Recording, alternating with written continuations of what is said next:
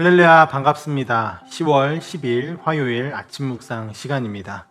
우리 함께하는 교회 모든 성도 여러분, 오늘도 말씀 가운데 하나가 되어지는 그런 시간 되었으면 좋겠습니다.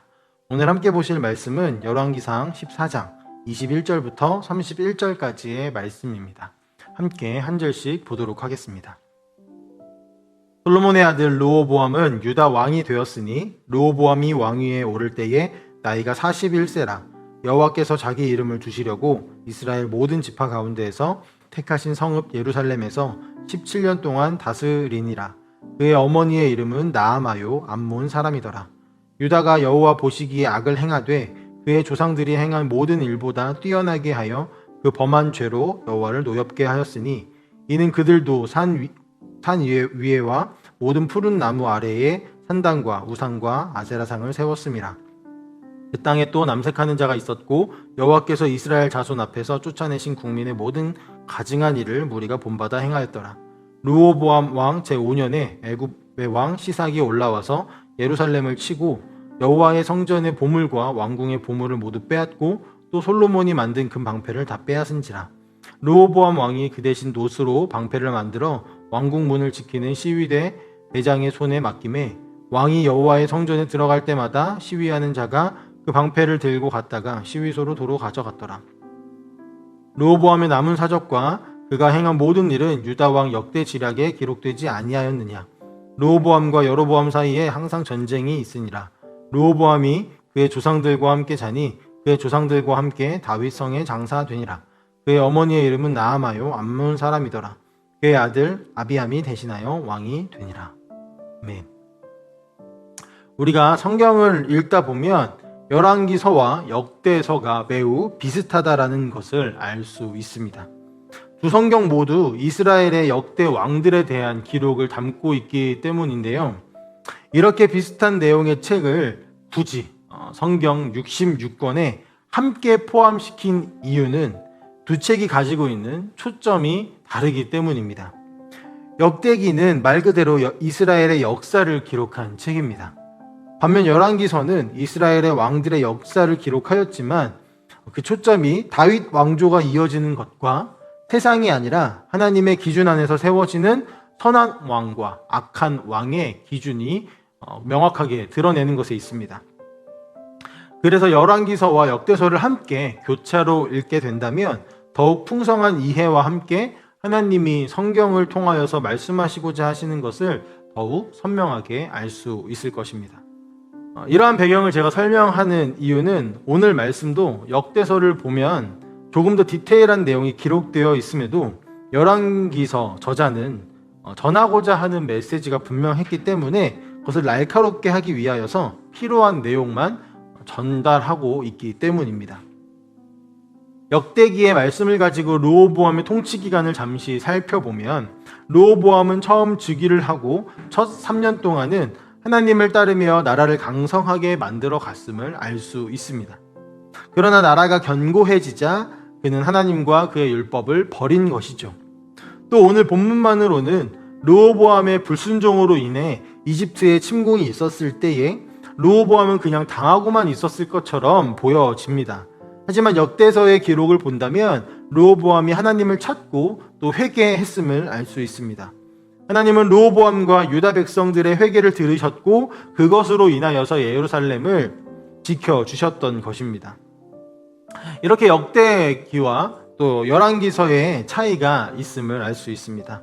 그렇다면 이 열왕기서의 저자는 무엇을 명확하게 이야기하고 싶었던 것일까요? 르호보암이 하나님의 말씀에 순종했던 기록과 불순종에 대한 회개의 기록을 의도적으로 좀 빼고 르호보암에 대한 평가를 하나님 보시기에 악하다라고 기록하고 있는 이유가 무엇일까요? 이는 르호보암을 깎아내리거나 그가 악한 왕이었다라고 말하기 위해 기록을 왜곡하거나 한 것이 아닙니다. 하나님이 무엇을 선하다라고 말씀하시는지 또 무엇을 악하다라고 말씀하시는지를 명확하게 보여주고자 하는 의도적인 기록인 것입니다. 그리고 하나님은 악을 행하는 이들을 바라보시면서도 여전히 그들을 사랑하시고 약속에 신실하시며 끝까지 지키시고 또 보존하시는 그 은혜를 우리에게 주시고 계심을 뚜렷하게 보여주기 위함입니다. 지금까지 계속해서 묵상하면서 살펴보았듯이 하나님께서 기뻐하시는 것은 아주 명확합니다. 바로 하나님께 대한, 여호와에 대한 순종입니다. 그러나 오늘 르호보암은 하나님께 순종하는 듯 보였지만 나라가 안정되고 국력이 높아지며 자신의 위치가 굳건해지자 하나님을 버리고 자신을 의지하기 시작합니다. 눈에 보이는 우상을 숭배하는 것은 결국 자기 숭배와 동일합니다. 우리가 우상 숭배를 하는 이유가 무엇입니까? 그것이 대단해서가 아닙니다. 자기를 너무 사랑하기 때문입니다. 자기가 원하는 대로 하기 위함이고 자신의 힘으로 무언가를 지키고자 하는 노력에 기인한 것입니다. 그래서 금송아지를 만들거나 혹은 우리가 돈의 노예가 되어지는 것뿐만이 아니라 우리가 우리의 목적을 위하여서 하나님을 사용하고 이용하려고 하는 것 또한 우상 숭배와 다름이 없다라고도 말을 할 수 있습니다. 솔로몬이 그러했고 르호보암이 그러했으며 앞으로 보게 되어질 수많은 왕들이 또한 이러한 모습들을 보이게 될 것입니다. 열왕기서 기자는 르호보암에 대해 그의 조상들이 행한 모든 일보다 더 큰 죄를 지었다라고 평가하고 있습니다. 이러한 평가가 왜 나올까요? 다윗보다 르호보암이 더 큰 범죄를 저질렀다거나 솔로몬보다 더 악했다거나 해서일까요? 네, 물론 그는 더 많은 죄를 지은 것도 맞습니다. 하지만 지나간 역사를 바라보며 하나님이 무엇을 기뻐하시고 또한 미워하시는지를 알게 되었음에도 불구하고 회개하지 않고 지난 역사를 돌아보면서 회개하지 않고 하나님을 의지하지 않고 오히려 끝까지 죄를 범하였기 때문에 이러한 평가가 내려진 것입니다. 르호보암은 솔로몬의 말년을 보았죠.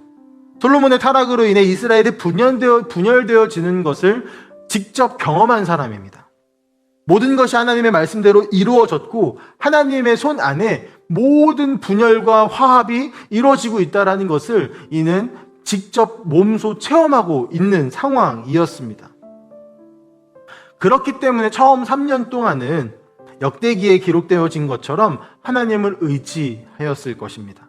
그러나 결과적으로 이 의지함은 두려움 때문이고 불안함 때문이었음을 드러내고 있는 것이죠.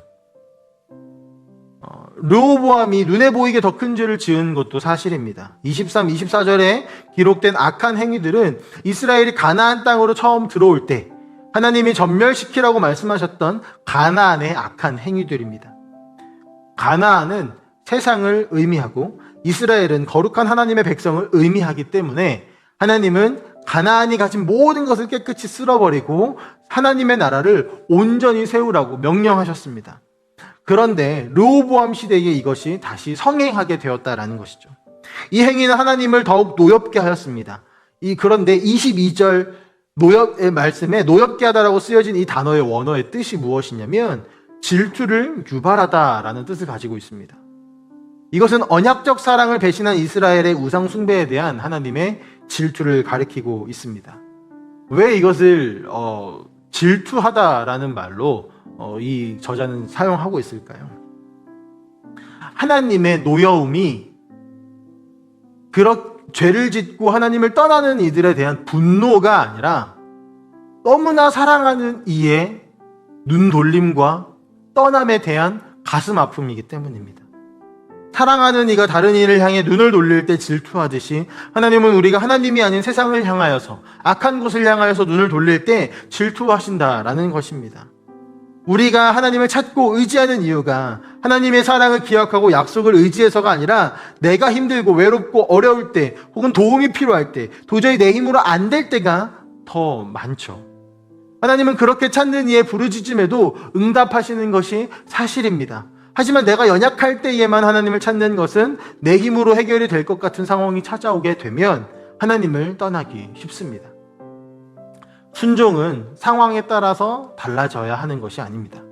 내가 처한 상황에 따라 하나님을 찾는다면 상황에 따라 또한 하나님을 멀리하게 될 것입니다. 그럼 우리가 어떻게 하나님을 찾고 순종해야 할까요? 하나님이 질투하셨다라는 것에 그 답이 있는데요. 하나님이 우리를 향해 질투하셨다라는 것은 사랑하기 때문입니다. 마찬가지로 우리 또한 하나님을 사랑해야 하는 것입니다. 전에 순종하는 것이 사랑하는 것이다 라고 나누었던 적이 있는데요. 순종하는 것이 사랑하는 방법입니다. 그러나 우리는 또한 사랑하기 때문에 순종을 해야 한다는 것입니다. 연인을 사랑하듯이, 부모님을 사랑하듯이 하나님을 사랑해야 하는 것입니다. 아니, 하나님을 사랑하기 때문에 연인과 부모를 더욱 사랑해야 되는 것이죠. 그리고 그 사랑은 하나님이 우리를 얼마나 사랑하는지 알 때 비로소 가능해집니다. 또한 우리는 우리가 가진 우상들을 제거해야 합니다. 가나안 땅에 들어가며 우상의 씨앗을 다 제거하지 못했던 이스라엘이 끝까지 그것에 발목을 잡혔고 그것이 지금까지 이어지고 있습니다. 우리 또한 하나님이 미워하시는 것들을 제거하지 않으면 결국 그것에 발목을 잡혀 다시 하나님을 멀리하게 될 것입니다. 결국 하나님은 르호보암이 지키고 싶어 했던 그것을 빼앗아 가셨습니다. 이집트의 침략으로 솔로몬의 부귀영화의 상징이었던 금방패를 빼앗기게 되어집니다. 저자는 이집트의 침략 또한 유다의 죄로 인한 결과라고 설명을 하고 있죠. 하나님께서 이집트를 통해 르호보암에게 그들의 죄를 비춰주시고 경고하는 것입니다. 그러나 르호보암은 금방패를 빼앗기자 하나님 앞에 돌아오는 것이 아니라 놋방패를 만들고 있습니다. 이는 결국 르호보암이 하나님의 메시지를 듣지 못하고 더 연약해진 자신의 힘으로 스스로를 지키고 했음을 보여줍니다. 유다와 르호보암의 안전은 하나님께 자신과 유다를 내어 맡길 때 주어집니다. 그러나 르호보암은 놋방패를 만들었습니다. 우리는 어떠합니까? 우리의 안전을 하나님께 맡기고 있나요? 하나님을 사랑함으로 하나님 순종하고 하나님께 우리의 모든 순간을 의지하고 계시나요? 세상은 눈에 보이는 것에 안전과 기쁨이 있다라고 말을 합니다. 그리고 계속해서 우리 눈에 그것들을 보여줍니다. 그러나 우리의 진정한 안정과 기쁨 그리고 평안은 오직 하나님께만 있음을 기억하시기를 소망합니다. 앞으로 계속 이어질 열왕기서의 말씀을 통하여서 전해주시는 하나님의 음성이 우리 가운데 들려지기를 소망합니다.